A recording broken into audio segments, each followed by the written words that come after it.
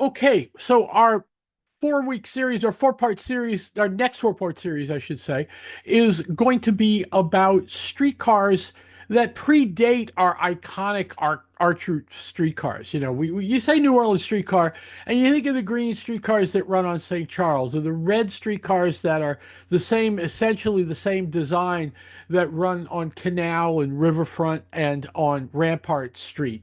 But there were a whole lot of streetcars that happened, a whole lot of street railway activity that happened long before those streetcars came into being in 1910, 1915, 1923. And we're going to start with pre-electric streetcars. We're going to start about the origins of streetcars in New Orleans, going into the mule-drawn streetcars and that era here in the city. And that's going to be our first of 4 parts on this early streetcar stuff. I'm Edward Brandley. I am the NOLA history guy, and there's my email. That's obviously the best way, that and socials, but don't try to message me on socials. I don't really look at it.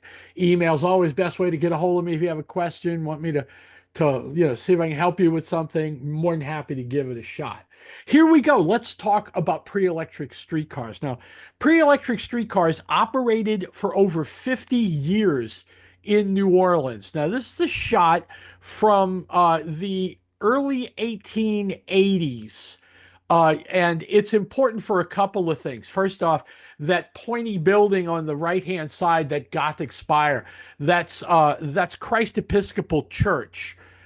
So we know the date of this is prior to 1884 because that's when the chapter of Christ Episcopal auctioned off the corner of Canal and Dauphine there and sold it. The Merciers bought it, and that's kind of sort of where the history of Maison Blanche begins, is at that time.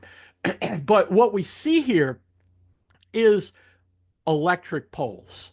And so that tells us that even in this early 1880s, commercial electrification of the city has begun. But what you see down at the street level, of course, are mule-drawn streetcars, because even though electrification is happening, this is like 40 years later, and we're still using mule-drawn streetcars on the high street, the main street, the busiest of the streetcar lines, the canal line, and we got the mules out there, as you can see. Here's our tour guide talking points. Hello to all of my tour guide friends, docents at Friends of the Cabildo. Go take the Friends of the Cabildo Vieux Carré walking tour. Best investment you'll make in learning more about New Orleans and its history. So here's our talking points then. Street railways evolve from omnibuses. They start out as coaches, horse-drawn, mule-drawn coaches, and then eventually we put those to rails. The rail part of this, many of these streetcar lines, the street railways, started as railroads. They started as steam-powered trains, right? You put down track, put put a steam engine on the track, put cars behind it.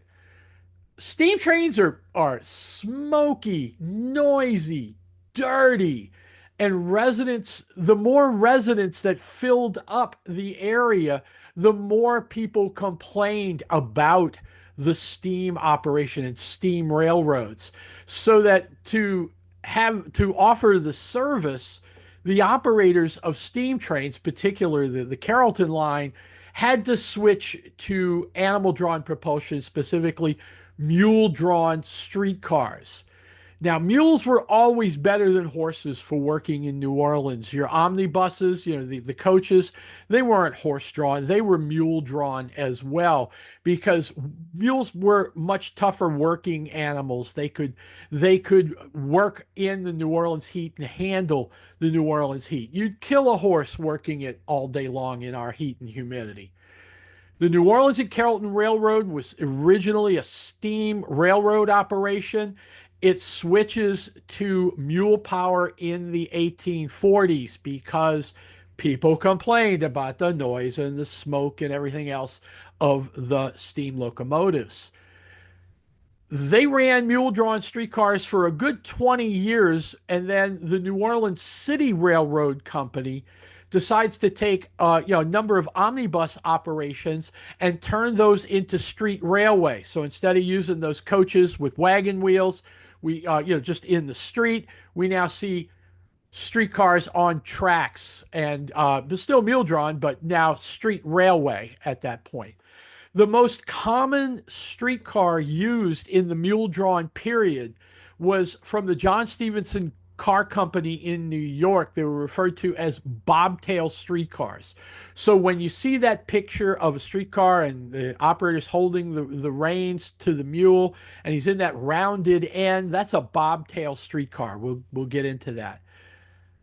Operating companies had to set up both barns to feed and house the mules, as well as barns as stations to store and maintain the cars themselves. By the mid 1890s, we start seeing electrification. You saw that picture of commercial electrification in the 1880s, and that comes to street railway in the 1890s, and that's when our kind of this discussion ends as we move into the electric period.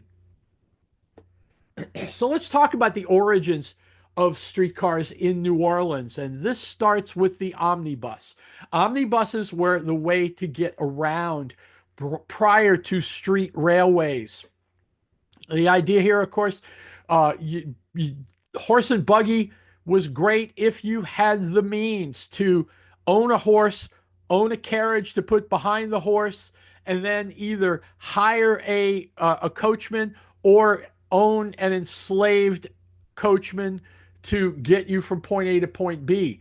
Not everybody had those kind of means, and so naturally business owners were looking for ways to make connections that would get people from point A to point B more efficiently and not too expensive, et cetera, et cetera. So you see omnibus companies or bus companies developing lines to connect different points in the city. The beginning of this in the 1820s into the 1830s is omnibuses that connect the waterfront, the riverfront, with warehouses and cotton presses that are off the riverfront. So you might have river boats that are coming from up the river and docking in the second district, in the French Quarter, the third district, down in the Marigny, and you need to get the cotton and everything else. You put wagons with mules and move that down to the cotton presses or move goods into warehouses. But you needed a way to get the people who worked on the river to the cotton presses, back and forth, and that kind of thing. Doing business, cotton factors and other businessmen. And so so these companies started omnibus companies or omnibus routes to get you from the riverfront back to businesses that are a few blocks. We're basically down up the river a little bit in the other part of town, going from the third district again in the Marigny up to the American sector. So take the omnibus. It's your way of doing this. The first omnibus coaches that we see in New Orleans come from a New York company called John Stevenson and Company. And these were popular, and this is from one of their print advertisements from the 1830s of one of their omnibus coaches. So you can see on the right-hand side, you see the hitch at the bottom by the two wheels on the right, and you'd hook up your mule or your mule team to that hitch. Then you see the seat for the coachman there on the right-hand side. Passengers entered and exited from the rear. You pulled down a step ladder and walked up into the back of the coach, and a conductor would collect your fare, and then you would ride. And it's a classic bus ride from there, right? You go a few blocks, you get off. You go a few more blocks, here's your destination.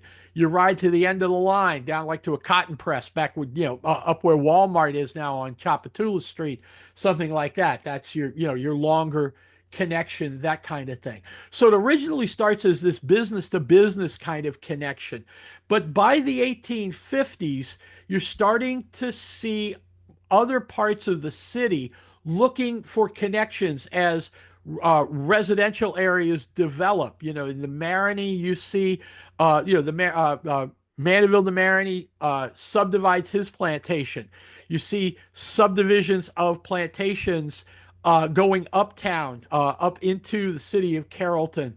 The Carrollton line, of course, was a streetcar line, but nobody was ready to make that investment yet. So the first big connection outside of business to business is when you start seeing omnibus routes on Canal Street to connect the central business district, the High Street area of Canal, back down to the foot of Canal at City Park Avenue where the cemeteries were.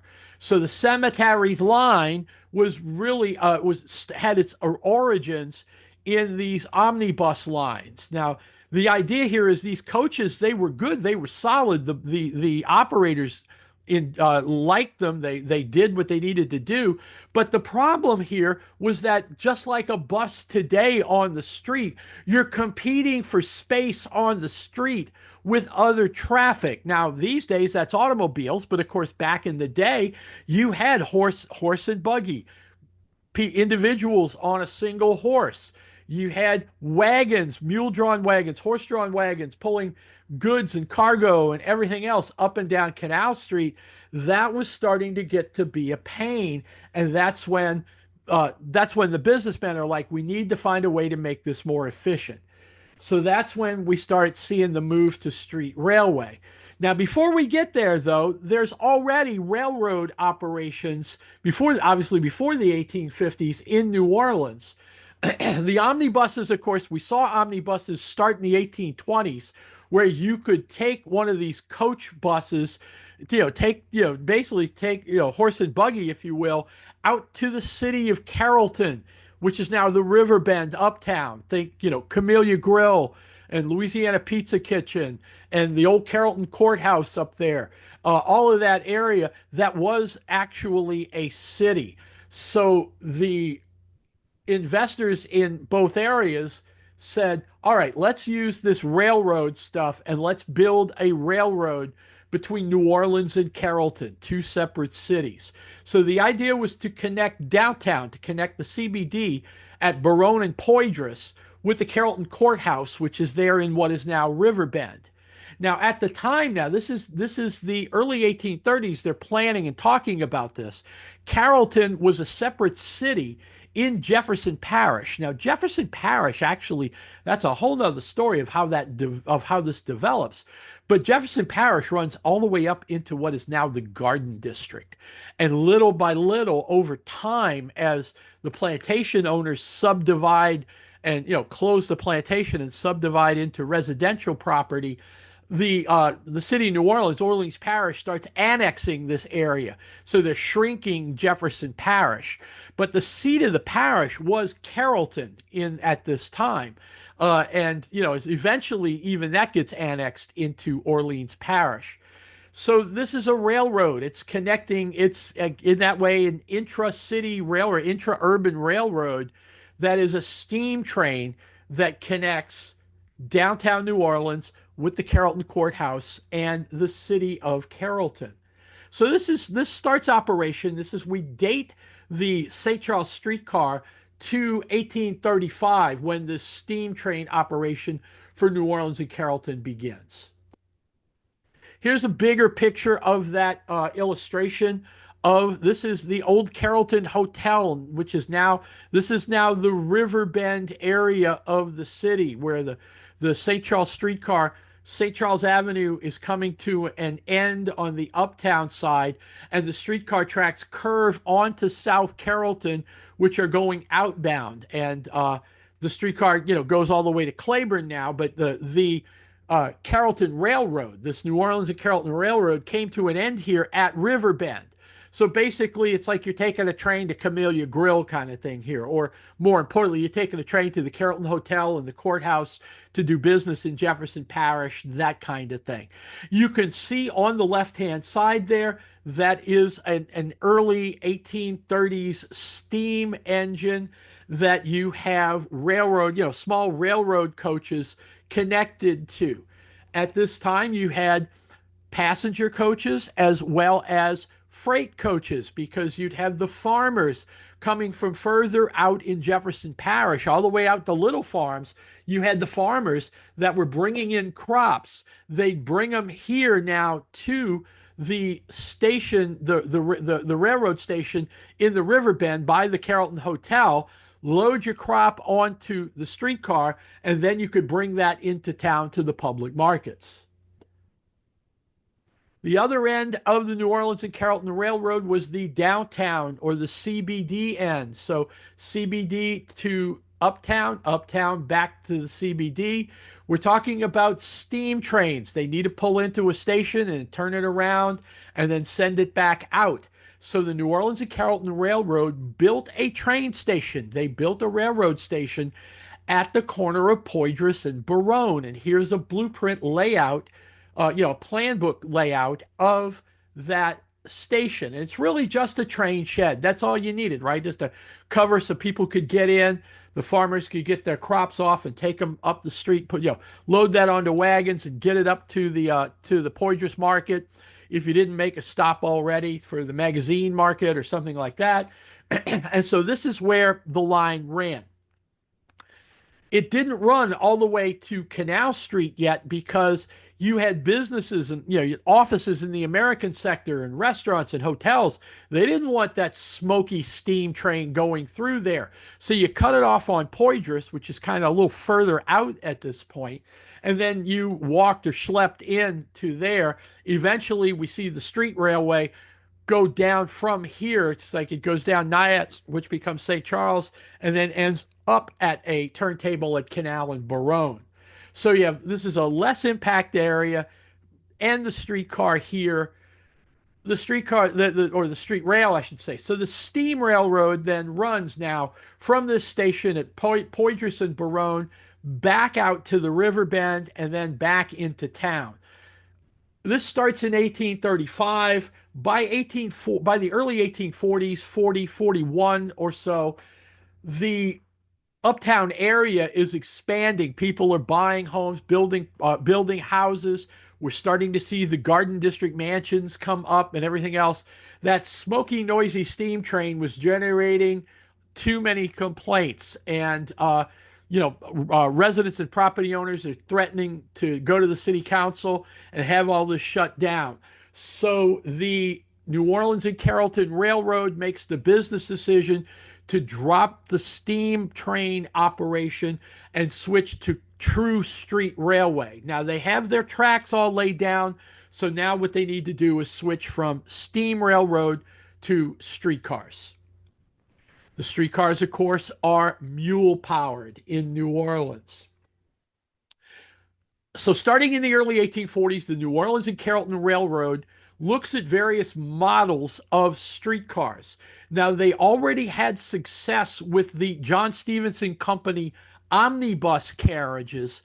And what is a streetcar but an omnibus that has the trucks set up, the wheels set up to run on rails? So they were happy with the Stephenson architecture, the quality of their product. They start ordering the street railway version of the omnibus. And you can see here's a ticket from the 1850s for the New Orleans and Carrollton Railroad. And you see it's got an illustration of a Stephenson bobtail streetcar. On the right, you see the mule, and then you see an open vestibule with that bobtail curved end. And then the operator of the streetcar, the mule driver, is standing there with the reins, controlling the mule and pulling the streetcar back into town. Here's a good photograph of a bobtail streetcar. So we see this is a Stephenson streetcar.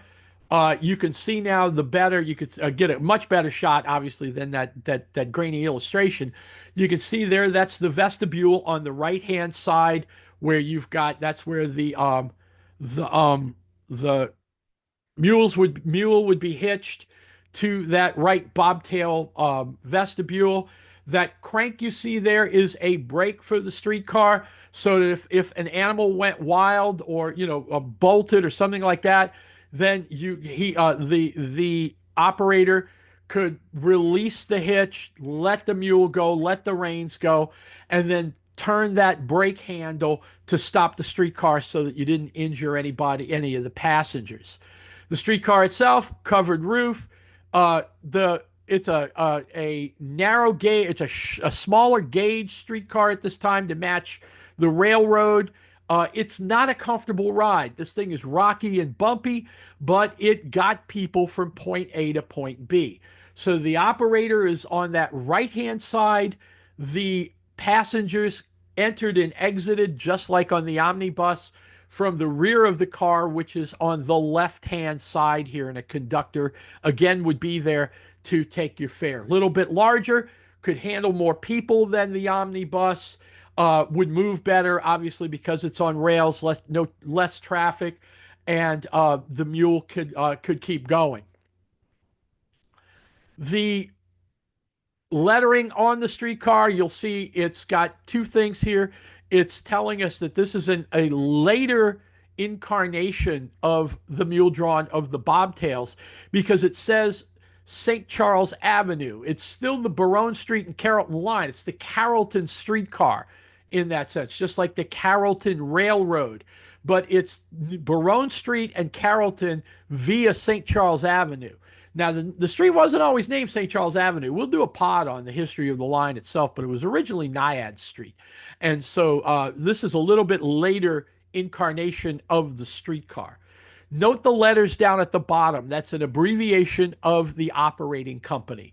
So that's NO ampersand CRR, New Orleans and Carrollton Railroad. And that's the operating company. And they continue on with with running the Carrollton line, the St. Charles line, all the way up through electrification when there's business and financial changes in the industry. The New Orleans and Carrollton Railroad ran those bobtails for a good 20 years, and other companies are looking at the success they're having with street railway, and in particular, operators of omnibuses, investors in the omnibus businesses start looking at street rail because they see the efficiency of putting down the tracks and running the streetcar in the middle of the street to avoid the wagons and the horses and the mules and the pedestrians, and giving yourself the right of way. And we've learned over time that that's a really good idea, because unless you're in Bucharest in Romania, where it's like people have no respect. They go drive on the streetcar tracks. But yeah, try doing that here and see how far you get, that kind of thing. But anyway, the idea, basically the idea was, it's like these other businessmen, in particular the downtown, back of town businessmen, are looking at the uptown success of the New Orleans and Carrollton and say, we should do this. So they found the New Orleans City Railroad Company in 1859. They start building out what becomes the Canal Line and the Esplanade Line in 1860, and they open for operations in 1861. Hey, we're a big picture history podcast, right? So I want to leave you with just a thought. Think about those dates, 1859 to 1861. That was a fraught time in American history, right? We're talking 60 is the election of Lincoln. 61, Lincoln wins in 60. 61, the slave states start seceding from the Union. Louisiana goes in February of 61. These guys opened the Canal and Esplanade streetcars in June of 61. So they're in an independent Louisiana.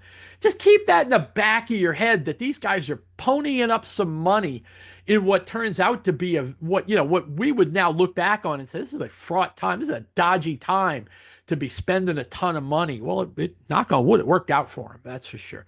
This illustration is of one of the first types of streetcars acquired by New Orleans City Railroad.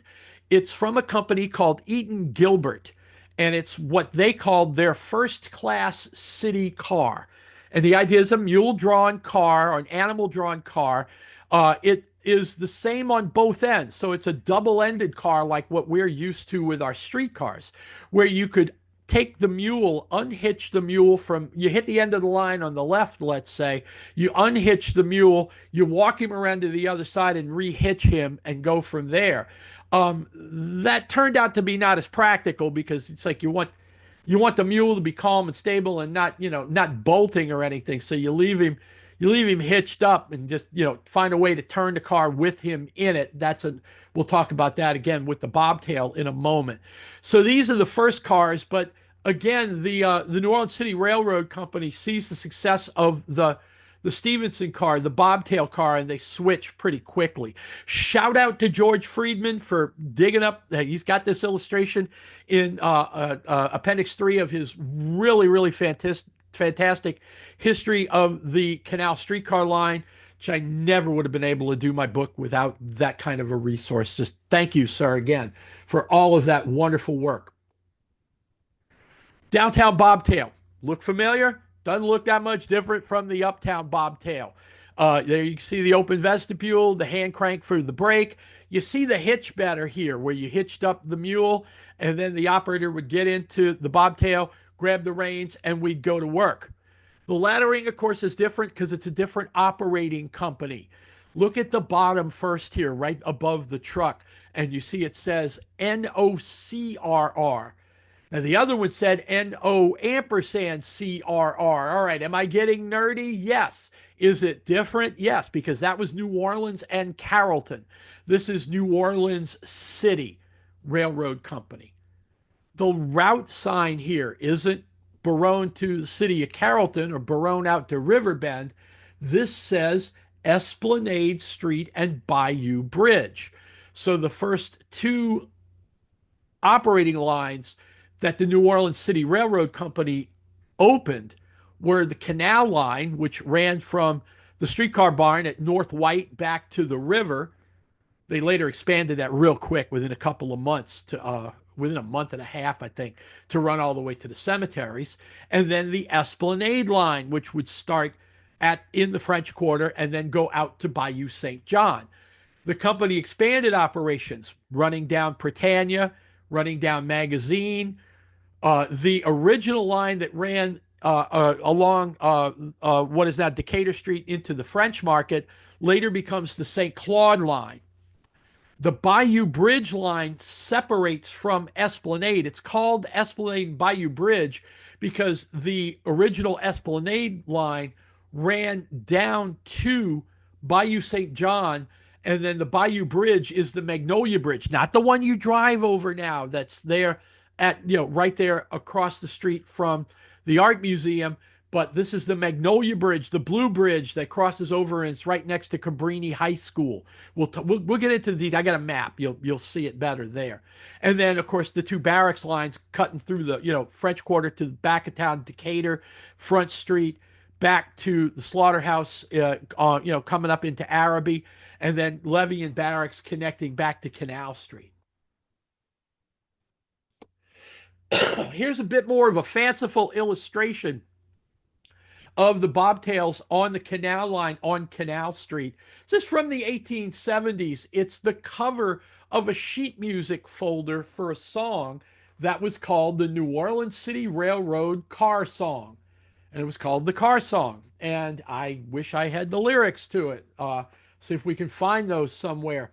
It was written by Mrs. C. Edmonston in the 1870s. And so you've got, sheet music, open this up and you get the sheet music to play on your piano. And here's a fanciful cover for the car song with the bobtail cars. The car where you see the mule and you see he's picking up the pace a little bit there. You can see he's stretching his reins a little bit, and the operator is well in control there in the bobtail. That car is heading outbound. It's going towards the lake. It's going towards the cemeteries. The car on the other side gives you a view into the entrance exit of the car where the conductor would pick up your fare, and you can see pedestrians kind of waiting for the streetcars to go by to cross, and then there's a man on horseback crossing over there. 1870s, I could be a civilian, but that looks like he could very well be a Union Army officer with that hat. Same thing with the gentleman on the other side, looks like a military coat, and then you've got a lady in a long, in a hoop skirt kind of next to him. So here's the car song with the fanciful. This is daily life with the bobtail streetcars going through literally since the 1840s all the way into electrification in the 1890s. Moving away from Canal Street, okay, the Canal Line was the first of the New Orleans City Railroad lines, but the Esplanade Line was literally a week behind it. Opens up in 1861. This is a Marshall Dunham photo from 1864. These photographers are a gold mine of old telling the story of Civil War New Orleans. They were portrait. They started out as portrait photographers with a studio on Canal Street, and it's 1860, 1861. You've got these soldiers who are joining up the militias. They're joining the Confederate Army. They want their portraits taken before they, in their fine uniforms before they go off to war. The war gets, basically the war is over for the city in 1862 once Farragut and Butler get here. So these guys, they're still shooting Union portraits and everything else as reinforcements for the Union Army come up the river from the Gulf, from around into the Gulf and go to war in the the Western theater. And so they're still doing that, but they're going out now. Photography equipment's getting better. You can a little more mobile. They're going out and taking pictures all over town. So here is a picture of the photographer is standing on the city park side, if you will, of the bayou.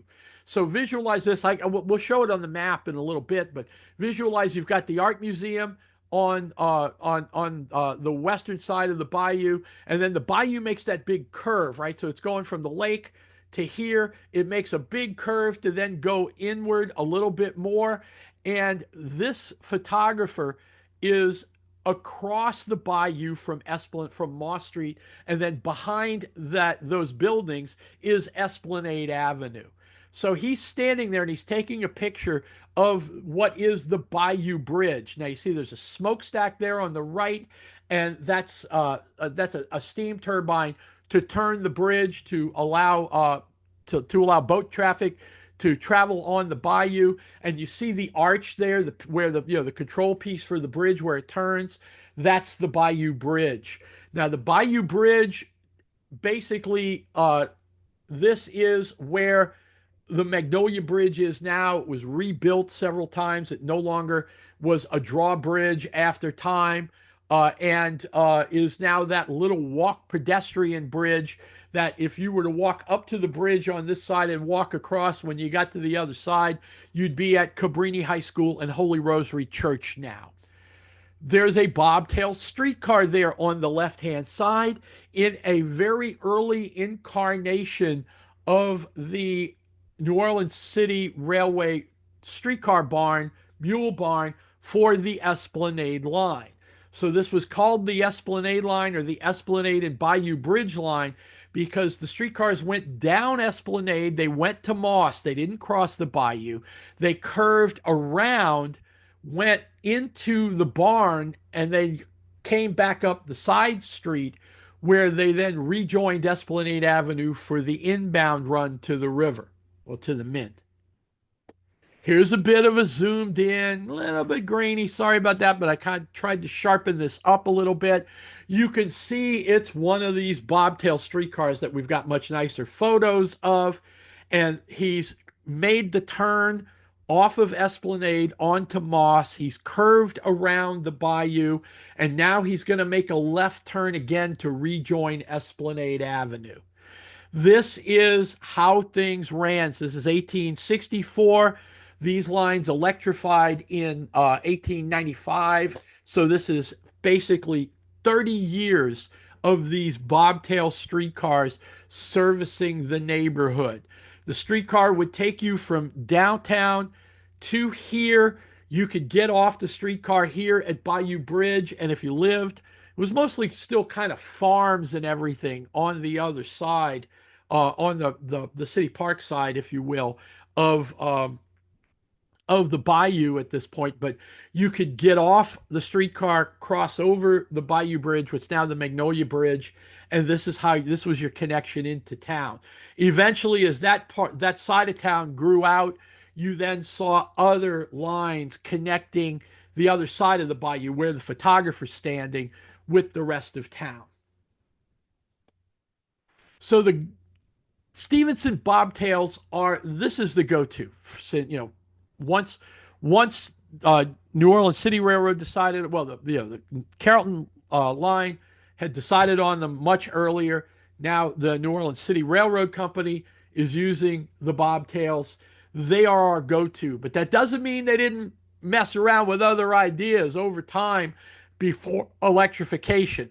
Because let's face it, mules, yeah, it's not perfect. It's that kind of thing. You can make it more efficient, less expensive, et cetera, et cetera. You would try things.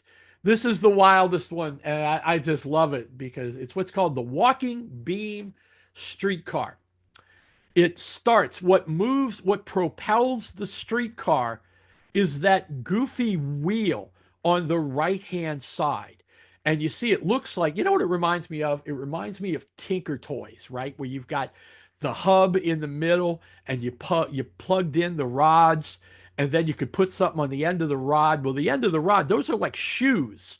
So literally, as that wheel turned, the shoe hit the ground, picked up traction, and then thrust the car forward, then the next one, then the next one. And that's what moved the car. So the car would be moving here left to right. The shoe would hit the ground, it would pull the car a little forward, then the next one, then the next one. How did you make that wheel move? The wheel on the back. The wheel on the back is a wind up, like a spring loaded wind up wheel. So you would wind up that wheel on the back, and then when you release the spring, it would then move the rods that are attached to the wheel. So we're on the back, got that guy in that white hat, and you've got that wheel behind him, and there's a guy keeping an eye and operating the wheel.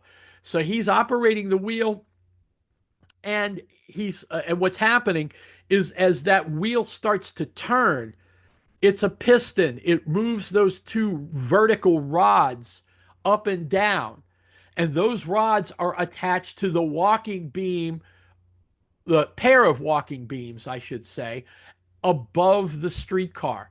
So it moves those up and down, and as those beams move up and down, they turn the front wheel, and they move the front wheel, which in turn moves the streetcar. No animal power. It's all mechanical. It didn't pan out though, because it is all mechanical, and this stuff broke down more than the mules broke down. So it was an interesting experiment, but it didn't pan out. It was just these companies were willing to try a lot of things to improve service and improve the overall profit margin of their business. You can see it's NOCRR, no ampersand. It's New Orleans City Railroad Company.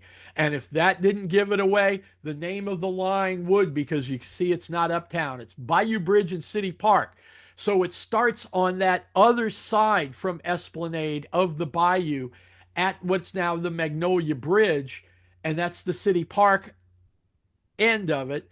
So it starts there and goes back into town through what's now Mid-City, connecting back into town as what we call a downtown back of town line. This is the coolest picture. I don't know the provenance of this picture at all. It's in the Louisiana State Museum property stuff. It's a model of that photograph of the walking beam streetcar, and you see the guy with the white hat there, and you see the operator keeping an eye on the front wheel with the shoes, and it's a model of this streetcar, and it's really cool.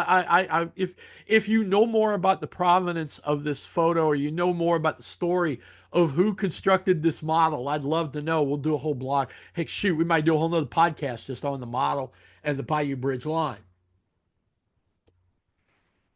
Here's a variant. I have it as experimental because it's this is a bobtail streetcar on the Carrollton line. See, it still says Barone Street in Carrollton via St. Charles Avenue, just like those bobtail the better photos.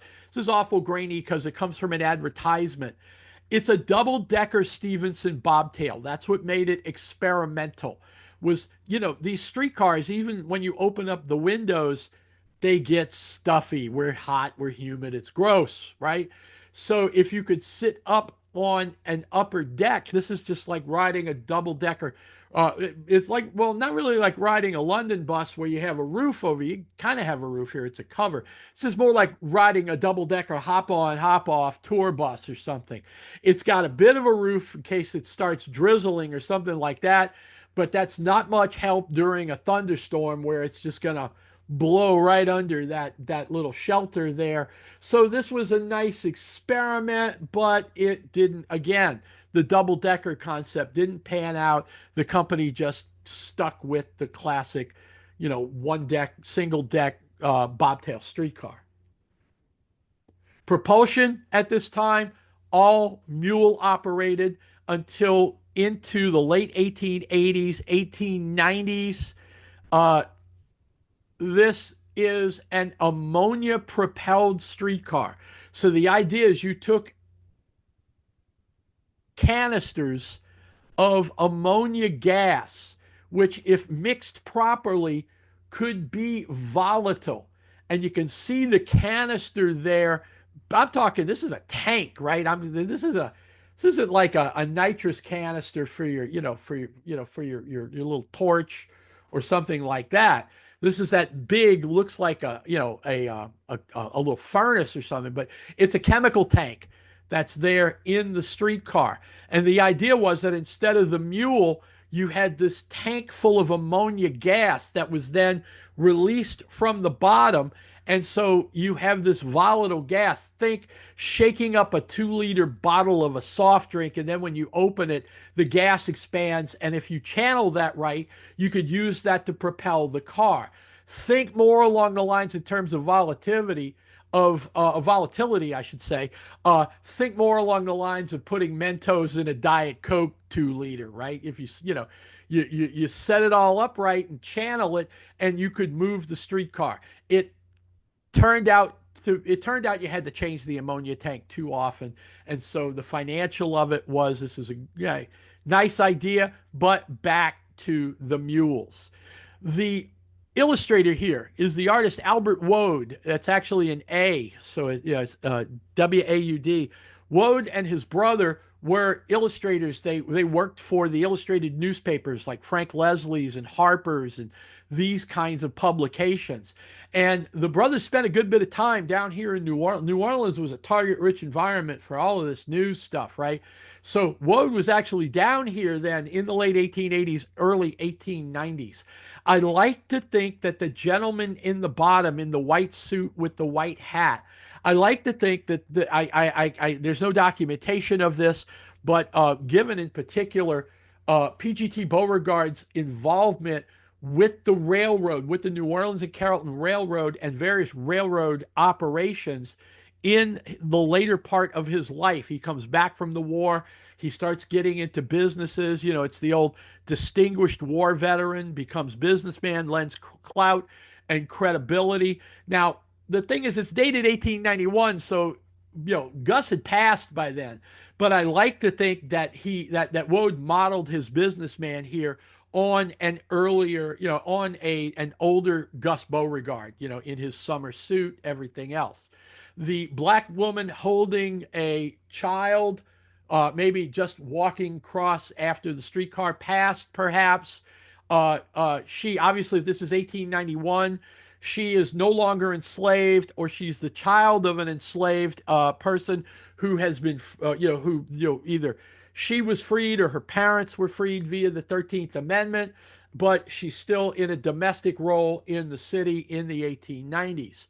The Lady of Means there with her summer dress and her parasol, walking, ambling down the avenue to go wherever she is off to.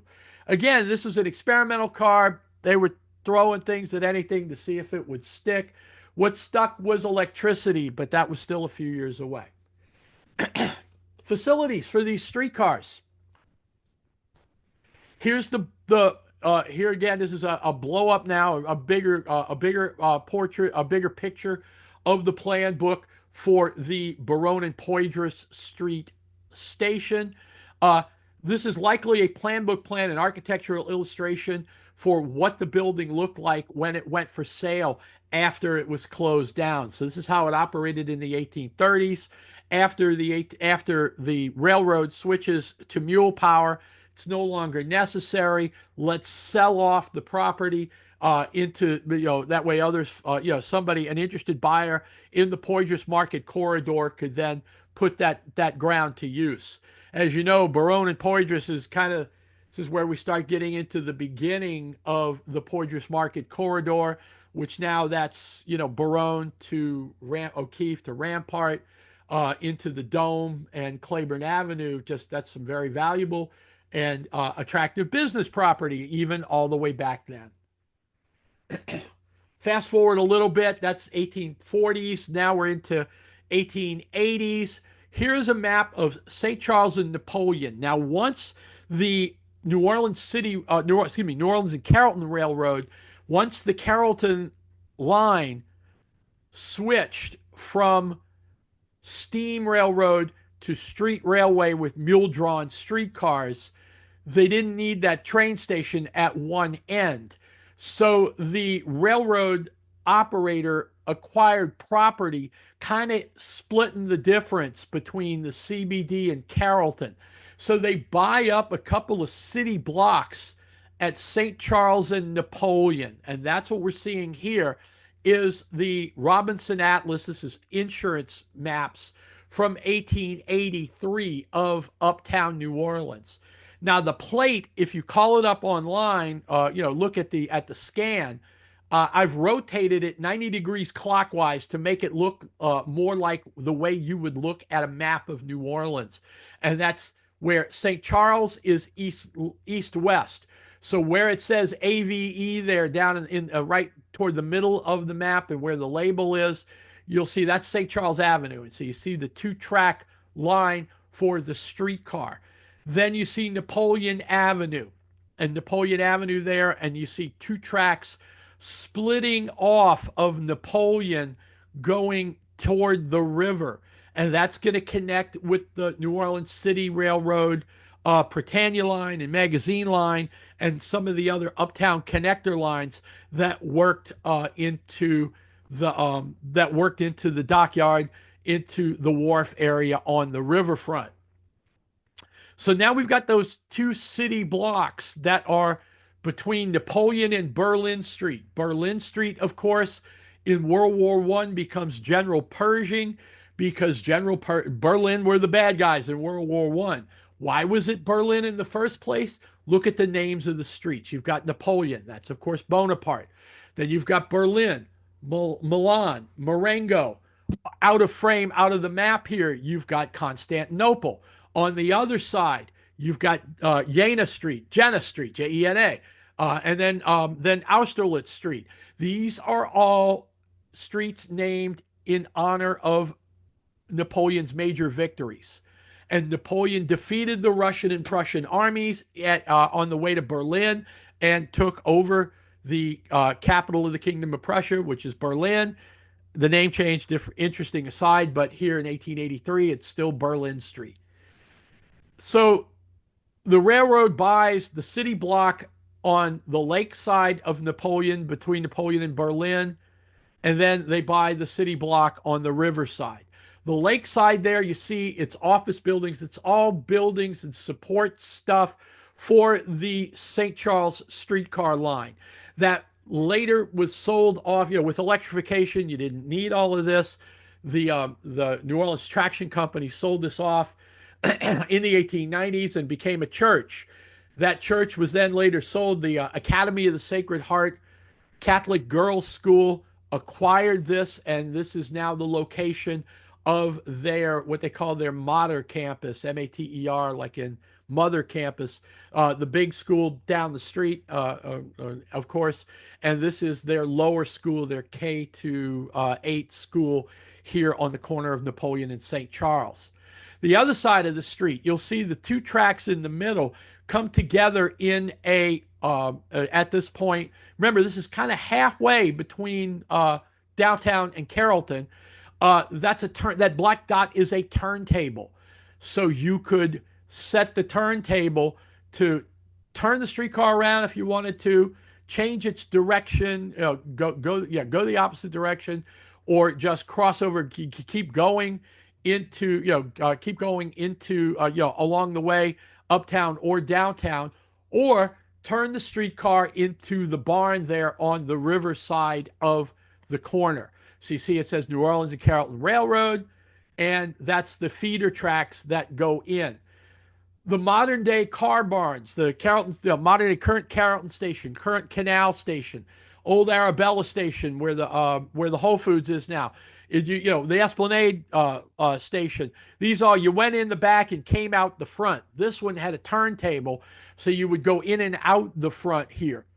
This is the block. You'll know this block, especially if you lived in the city for a while. Well, first off, if you lived in the city more than a minute and you lived uptown, that's that corner where the streetcar tracks are curving into St. Charles. That's Superior Seafood. That's Superior Seafood. Used to be Copeland's. Now it's Superior Seafood. You go further down into the block, and that's where Fat Harry's is, and all of that stuff there. Well, it was a mule-drawn streetcar barn at the time here in 1883. Shift gears now from New Orleans and Carrollton to New Orleans City Railroad Company. Here's their facility on Canal Street.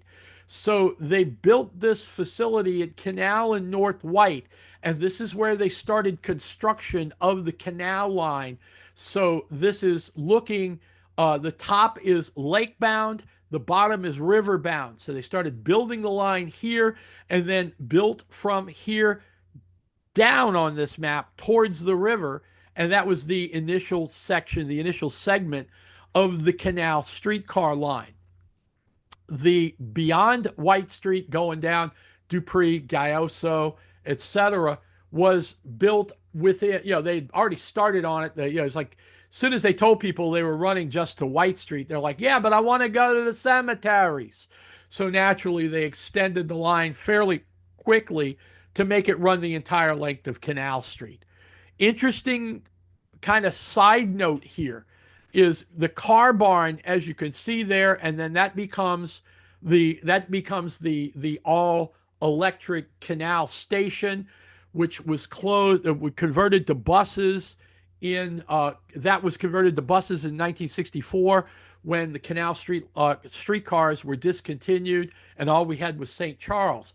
That block 397 was extra streetcar tracks during electrification, and then all the tracks were ripped up and paved over.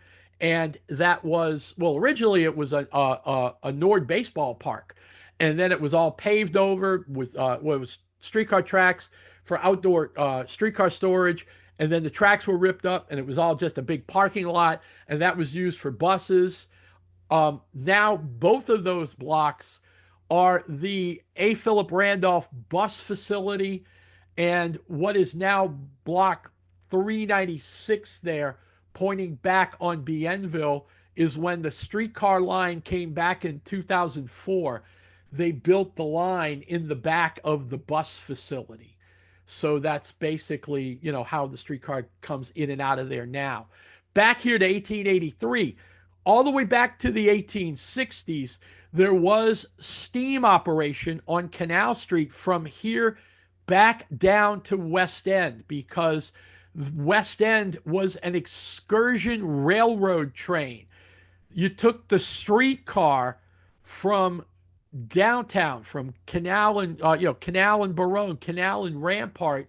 You took the streetcar from there down to here, got on the steam train, same track, but it went down. It was a steam railroad that then went to City Park, turned on to City Park by the new canal, and went out to West End. That was converted to that. It never ran as mule drawn streetcars, but when electrification took place, the steam railroad was converted to electric streetcars in the 1890s. So where it says steam car station, those buildings, the building in the first block between Canal and Custom House, which later is renamed to Iberville Street, and then the one that says station between Iberville and Bienville, that's for steam engines. That's classic railroad stuff. You'll see tracks running on Bienville Street. Those are railroad tracks for the seasonal Spanish Fort Railway, which again was a seasonal spring summer railway train that ran down Bienville to Orleans and then out to Adams Street and Spanish Fort at the lakefront. That was discontinued in the 1890s, and the Spanish Fort operation picked back up again in 1911. It was just basically, it was just like West End at that point. By that point, it was all electric streetcars that ran down Canal Street, and they all ran down Canal to West End, and the Spanish Fort took a right and went down Adams Street, now Toussaint Boulevard, out to Spanish Fort, and then the West End line just went out to the lakefront and the West End resorts. So this is 1883. Notice the Carondelet Canal is still there. That's not closed until the 1920s. So this is the old canal. And so it's running here. It's running from basically it's the Carondelet Canal, and it runs down to Bayou St. John, where the canal connects with the bayou, and that's how it gets to the lake. Going the other way towards towards the Marigny into the Bywater. What starts as the French Market line gets expanded into what becomes the St. Claude line, and the New Orleans City Railroad Company builds a barn at St. Claude and Poland Avenue. That's in way the heck down. Poland's the last street before the Industrial Canal. Jack Dempsey's restaurant, the big point of departure facility for the U.S. Navy, port of embarkation, I should say, station down there. All of that stuff is on Poland Avenue. So this is St. Claude and Poland, and then the streetcar would continue down, past here into, into what is, the lower Ninth Ward, into Araby, all the way, the streetcar continued to run all the way down to the Domino Sugar Refinery. So this was the streetcar barn that handled that. This is a blueprint of a Nazi blueprint of the facility as it was electrified, but the original building is still pretty much the smaller portion of the building on the right is the original piece that was the mule-drawn streetcar barn. So the streetcars would come in at the bottom there on Rampart. They would pass through the barn and come back out again to continue on to continue back into town. Or if it was going further on, it would just bypass the barn completely and go into just go further out into Araby at that point. One more facility, and of course we talked about this already with the Esplanade and Bayou Bridge line. Here's a better map to describe what I was talking about that bobtail streetcar coming around the bayou. So here's the basically, I guess about a quarter of a mile up out of frame on this map, at the bottom. That's the end of the end of the old canal, the Carondelet Canal. Of course, that's all been buried, turned into drainage pipe and everything else. But basically, all of this was kind of a swamp mush where the Carondelet Canal merged with Bayou St. John, and then Bayou Metairie had kind of swampified itself into Bayou St. John here. So what's happening is that that left-hand side part of the bayou, that's coming from off the lake.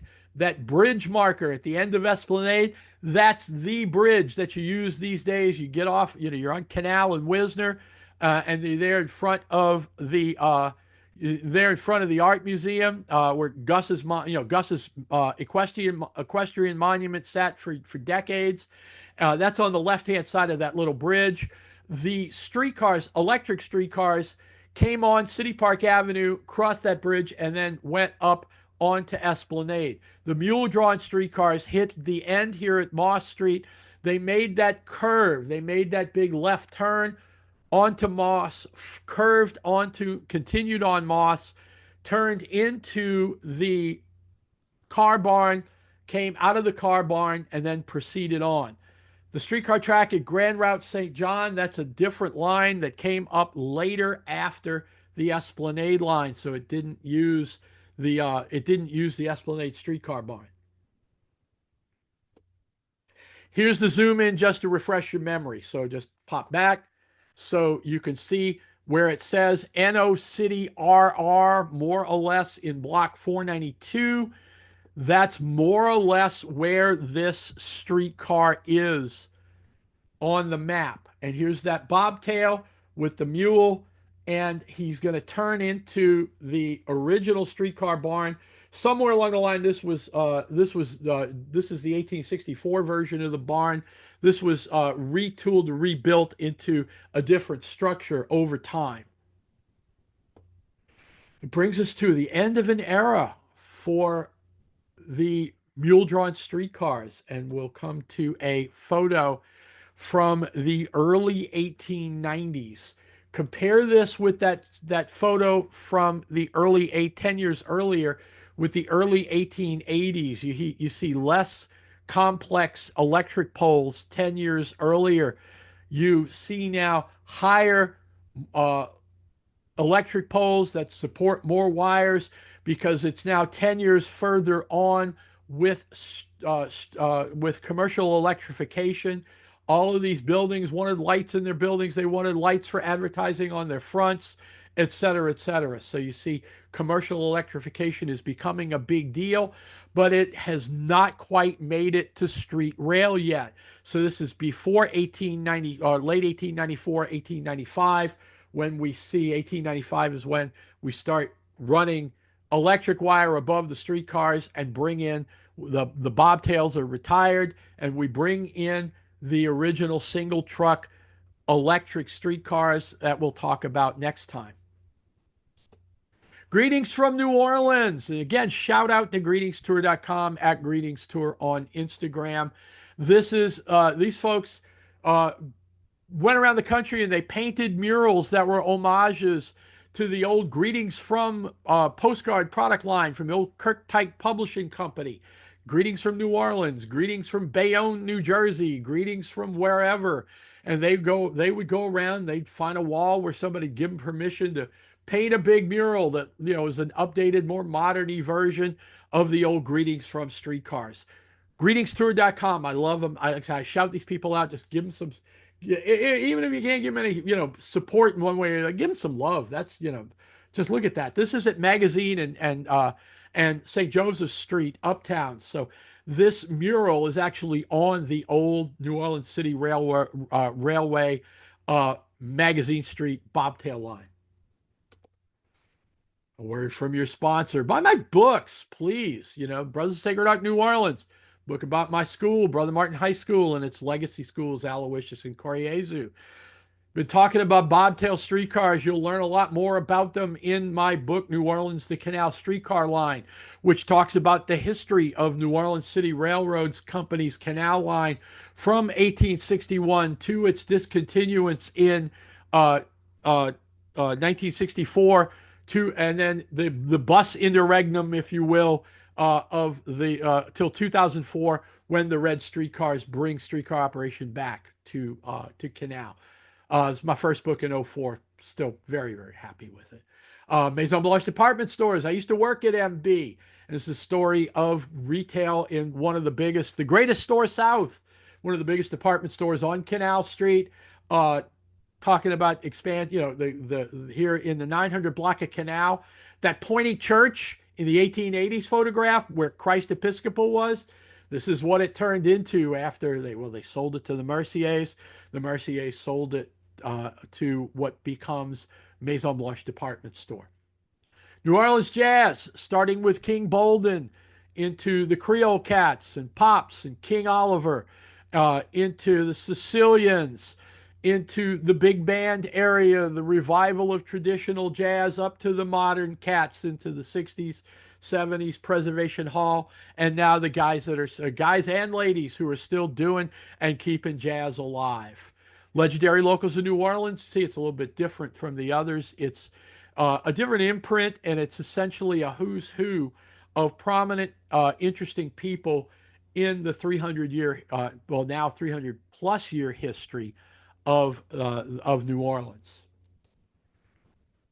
Krause, the New Orleans Value Store, the History Press approached me to do a book on Krause 20 years after the store closed down. I was more than happy to. They liked, I guess they liked what I did with MB, and I learned so much more and had so much fun writing about Canal Street retail, Canal Street expansion past the French Quarter, Jewish retail and our Jewish community, because the Krause brothers and then the Hyman family, of course, still are pillars of our Jewish community and the city itself. So much fun with that book. Go buy it, you'll love it. It's got a lot more writing than the photo books, that's for sure. Again, I am NOLA History Guy on social media, at NOLA History Guy in all the places, nolahistoryguy.com, Edward at NOLA History Guy. Yeah, give me a shout. You got a comment about the pod, suggestion for something, question about something that's been bugging you about whatever. If you know where that model came from, drop me a note, that kind of thing, please. Thanks so much. Shout out to the folks who made this. I just love this parchment PowerPoint template these folks made. Just more than happy to give them their attribution for that. We'll see you next time.